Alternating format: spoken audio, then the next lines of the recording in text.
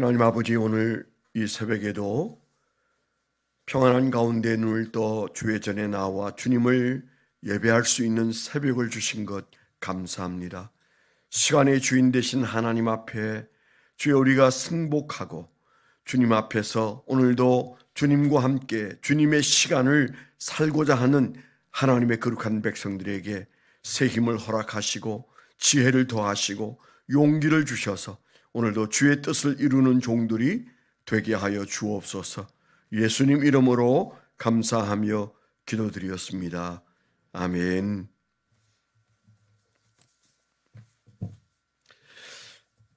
오늘 하나님께서 우리에게 주신 말씀은 누가복음 22장 41절입니다. 누가복음 22장 41절, 신약성경 135페이지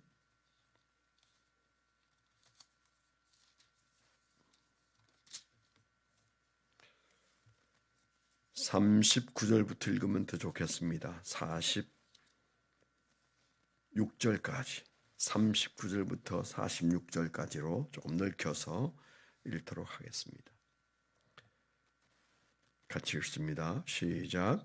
예수께서 나가사 섭권을 따라 감람산에 가시매 제 아들도 따라갔더니 그곳에 이르러 그들에게 이르시되 유혹에 빠지지 않게 기도하라 하시고 그들을 떠나 돌 던질 만큼 가서 무릎을 꿇고 기도하여 이르시되 아버지, 만일 아버지의 뜻이거든 이 잔을 내게서 옮기시옵소서. 그러나 내 원대로 마시옵고 아버지의 원대로 되기를 원하나이다 하시니 천사가 하늘로부터 예수께 나타나 힘을 더하더라. 예수께서 힘쓰고 해서 더욱 간절히 기도하시니 땀이 땅에 떨어지는 핏방울같이 되더라. 기도 후에 일어나 제 아들에게 가서 슬픔으로 인하여 잠든 것을 보시고 이르시되 어찌하여 자느냐, 시험에 들지 않게 일어나 기도하라 하시니라. 아멘. 오늘 묵상하고 적용한 적용 제목을 좀 나누겠습니다. 제자는 예수님의 겟세마네 기도를 기도의 표본으로 삼아야 한다. 예수님처럼 제자의 승리는 겟세마네에 있다. 그렇게 적어봤습니다. 제자는 예수님의 겟세마네 기도를 기도의 표본으로 삼아야 한다. 예수님처럼 제자의 승리는 겟세마네에 있다. 그렇게 적어봤습니다. 우리가 눈만 감아도 생각나는 예수님의 겟세마네의 기도, 그런 기도를 우리가 늘 우리의 기도의 표본으로 삼고 살기는 합니다마는 우리에게 그런 기도가 별로 많지 못하죠. 물론 예수님에게도 최후의 만찬 후 내일 십자가에 매달리기 전 예수님에게 있어서 가장 기도가 많이 필요한 때에 그때 하신 기도이니까 저렇게 목숨 걸고 하는 기도를 종종 하거나 날마다 할 수는 없는 거죠. 그러나 오늘 아침에 제가 이 말씀을 묵상하면서 내게는 이런 절박한 때가 없었던가, 예수님에게 비유할 건 아니지만은 그런 절박한 때가 인생에 여러 번 지나갔던 것 같은데, 문제는 그런 절박할 때에 그런 기도를 드렸었던가, 이런 질문도 스스로 하게 되더라고요. 그러니까 내게 그런 시련이, 감당하기 어려운 시련이 내게 내 인생에서 왔었던가, 그렇게 물으면 왔었다고 말하고 싶고요. 그런데 그 다음 질문이죠. 그러면 그렇게 예수님처럼 겟세마네의 기도가 있었느냐? 이럴 때는 그건 좀 아닌 것 같다. 이제 여기에서 차이가 나는 거죠. 예수님은 고뇌에 찬 밤에 정말 그 고뇌를 상상하기 어려운 기도의 씨름으로 승리를 이끌어냈잖아요. 그래서 우리는 항상 왜 인생이 이렇게 힘드냐, 그런 어떤 고뇌에 찬 밤이 우리 인생에 올 때마다 힘들어하는데, 돌이켜보면 저부터도 그보다 더 큰 기도의 씨름이 있었던가 이렇게 물으면 또 그건 아닌 거거든요. 그랬기 때문에 거기에서 차이가 난다. 예수님의 승리와 우리의 실패의 차이는 겟세마네가 있었는가 없었는가 그 차이라고 생각이 됩니다. 그렇게 목숨 걸고 땀이 피가 배어 나오는 기도를 했었는가? 그렇게 물으면 그건 아니었구나 하는 생각이 아침에 많이 들었습니다. 그래서 제가 그 적용한 편지 안에서 이 나이가 될 때까지 종의 기도는 겟세마네의 기도가 아니었습니다. 그렇게 그 적용 쓴 내용 중에 한 대목은 그렇게 제가 쓰고 말았습니다. 종의 기도는 겟세마네의 기도가 아니었습니다. 근데 그렇게 썼거든요. 그럼 우리가 잘 알고 적용하려고 하는 예수님의 기도의 특징이 우리가 수요일 제가 설교할 때마다 기도의 베이직을 지금 현재 22번째 시간까지 하고 있는데 또 얼마간 가면 마태복음에도 이 대목이 곧 나오지 않을까 이제 이렇게 생각을 합니다만은 누가복음에서 지금 현재 그 표현하고 있는 그 겟세마네 동산에서의 예수님의 모습은 다른 여타 그 복음서하고 좀 차이가 있습니다. 굉장히 그 내밀한 마음까지도 잘 드러낸 부분이 누가복음이다. 그냥 대강 스케치하듯 쓴 게 아니고 주님의 마음을 들여다보는 듯 누가에 의해서 쓰여진 겟세마네 동산이어서 이 누가복음이 빠지면 겟세마네 동산의 그림이 충분하지 않아요. 그런데 다행히 이 누가복음에서 겟세마네 동산에서 기도하셨던 그 예수님의 모습이 아주 그 적나라하게 잘 드러나고 있습니다. 오늘 저는 묵상하면서 예수님의 기도를 다시 좀 이렇게 정리를 해봤을 때 그 예수님의 기도를 말할 때 누가가 그 다른 사람과는 달리 예수님이 겟세마네 동산 가신 것은 습관을 따라가셨다. 그렇게 시작하잖아요. 39절에 예수께서 나가사 습관을 따라 감난산에 가시매 제자들도 따라갔더니 그렇게 시작을 합니다. 참 그 뒤에 일어나는 어마어마한 기도와 그 시작하는 그 스케치의 첫 마디가 습관을 따라가셨다라고 하는 건 잘 안 맞잖아요. 주님이 습관적으로 그렇게 기도하신 것은 아니거든요. 그러면 겟세마네 동산에서의 그 절박한 기도는 우리가 보는 대로 처음 있는 일이지만 그러나 그 앞에 있는 습관이라는 말은 습관을 따라갔다는 말은 예수님께서 그날도 기도하는 데 있어서 기도를 유보하지 않았다. 그런 의미로 봐야 되는 거죠. 그러니까 눈이 오나 비가 오나 새벽에 여러분 나오시는 여러분들의 모습처럼 예수님도 일상이 기도였다.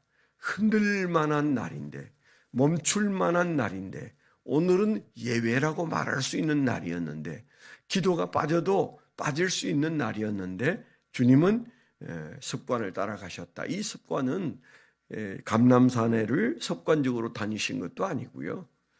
또 그렇게 절박한 기도를 습관적으로 드린 것도 아니지만 여기에서 습관을 따라가셨다라고 하는 말씀은 주님의 기도의 발걸음을 말하고 있다. 우리 안에 기도의 습관이 나를 이끌고 있는가 돌아보게 하는 대목일 수도 있습니다. 가장 중요한 신앙 습관 중에 하나는 예배의 습관이고 그리고 기도의 습관입니다. 기도와 예배가 습관적으로 잘 되어 있다면 이 습관이라는 말이 그냥 관행으로 하고 그냥 생각 없이 하는 것처럼 말하지만 그게 아니고 여기에 말하는 습관은 그게 몸에 배었다는 거잖아요. 예배가 몸에 배이고 기도가 몸에 배어야 하는데 예수님은 이 누가의 그 기록에서는 기도가 몸에 배어서 습관처럼 그날도 이제 내일 십자가를 져야 되는 예수님의 오늘 밤은 그 생애 가장 특별한 밤이었을 거예요. 가장 견디기 힘든 밤이었을 거예요. 가장 혼란스러운 밤이지 않습니까? 그래서 생각할 것도 많고, 그리고 예수님이 옛날처럼 그렇게 습관적으로 사는 것이 다 무너진 시간일 텐데, 그런데 하나는 남아 있었어요. 기도의 습관은 남아 있었습니다. 우리가 삶이 흔들릴 때 남아 있을 신앙 습관이 뭘지 한번 여러분 돌아보셔야 합니다. 내게 남아 있고 견고하게 나를 지켜줄 예배의 습관과 기도의 습관. 우리가 기분 나쁘면 기도도 안 하고, 그리고 예배도 안 드리고, 화나고 싸우면 우리는 이 습관들이 무너지지 않는지 돌아봐야 되는데, 여기 누가가 쓴 기록에 유독 나오는 것이 예수님은 그날도 습관을 따라 기도하셨다, 그렇게 말하고 있죠. 기도가 습관이면 승리도 습관적으로 이루어질 수 있습니다.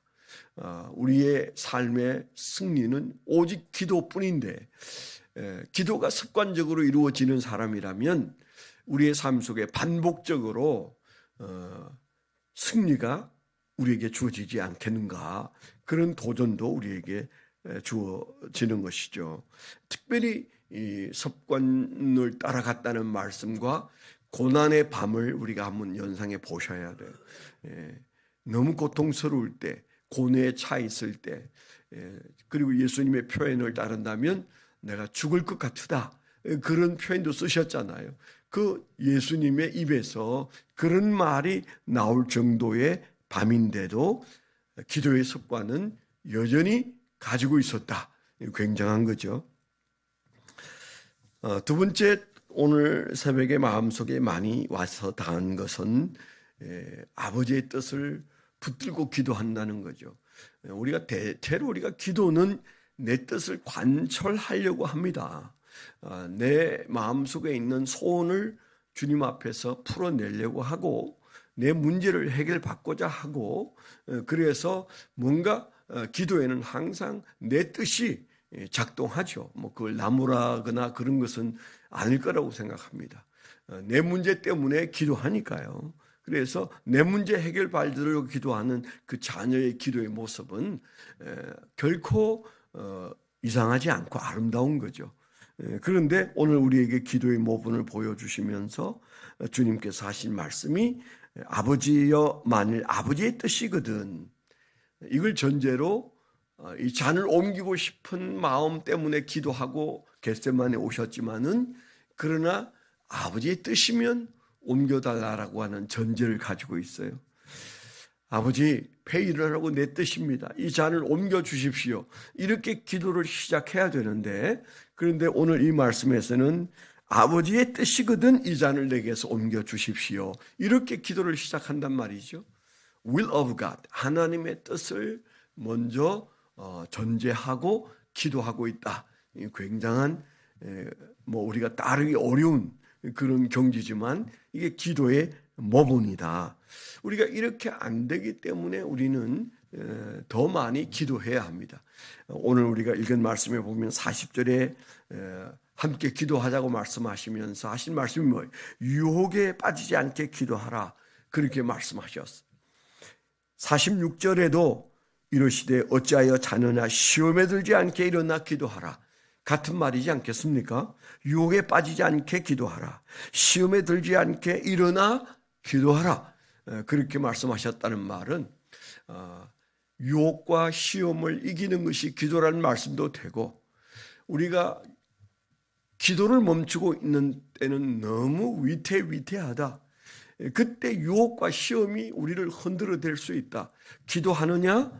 유혹과 시험에 들지 않도록 기도하는 것이 맞다. 기도하지 않느냐? 유혹과 시험이 너의 문턱에 있다. 그런 말이 아니겠습니까?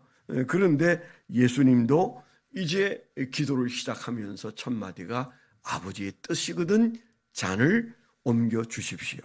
주님 앞에, 하나님 앞에 잔 옮겨 달라고 기도하러 와서 예수님께서는 아버지의 뜻을 먼저 얘기하면서 아버지의 뜻이면 옮기는 것 원합니다.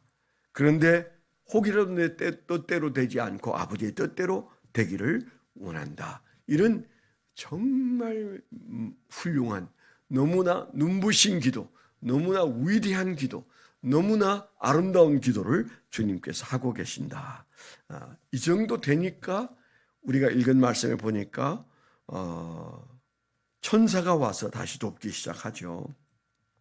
그래서 천사가 와서 돕는다. 43절에 그런 말씀이 나오지 않습니까?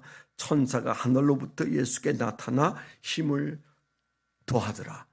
우리가 생각나죠. 예수님께서 첫 공생애를 시작할 때 광야에서 40일 동안 금식기도하는, 기도로 시작하고 기도로 마치는 예수님의 모습을 보십시오. 바로 이게 예수님의 모습이고 이게 제자의 모습이어야 합니다. 그래서 그 기도로 시작하잖아요. 공생애를 40일 금식을 했다. 이야, 이 겟세마네 동산에서의 기도와 버금가는 기도를 주님께서 작정하고 하시는 겁니다. 그 광야에서 물도 마시지 않고 주님께서 기도하셨을 텐데 그 엄청난 기도를 할 때 그 40일 동안의 육체의 한계를 한번 상상해 보세요. 그때 주님의 그 기도하는 기도의 모습에 등장하는 것이 천사가 수종드는 모습이었어요. 특별하지 않습니까? 기도가 어느 경지에 오면 하나님이 잠에서 깨시고 우리의 기도가 어느 경지에 도달하면 천사가 도울 수 있구나. 천사가 와서 수종될 수 있구나. 물론 예수님이니까 그렇게 하셨다. 뭐 그렇게 말하면 할 말이 없지만은 그러나 분명한 것은 저 마태복음에 공생애를 시작하면서 40일 금식 기도를 하시는 현장에도 천사가 나타났었다. 또 오늘 겟세마네 동산에서 주님이 아버지의 뜻을 부르짖으면서 기도할 때 그때 천사가 나와서 도왔다. 이건 우연한 얘기가 아닙니다. 마태가 쓰고 누가가 썼지만 결론은 하나예요. 예수님의 기도의 세계에 가장 상층부에 있는 모습이에요. 오늘 우리가 이 기도를 상상하면서 놀라운 승리는 놀라운 기도에 있구나. 우리가 성령 역사하시는, 성령이 도우시고 기뻐하시고 천사가 도우시는 그런 기도를 내가 언제 해봤는가. 아마 여러분 기억 속에 많지는 않을 겁니다. 저도 그렇게 많지는 않아요. 그런데 그럴 때마다 인생에 큰 변화가 있더라고요.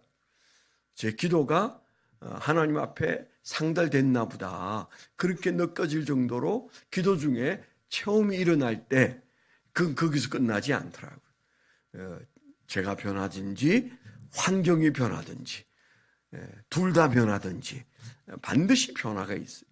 기도는 변하다. 그렇게 말해도 틀리지 않을 겁니다.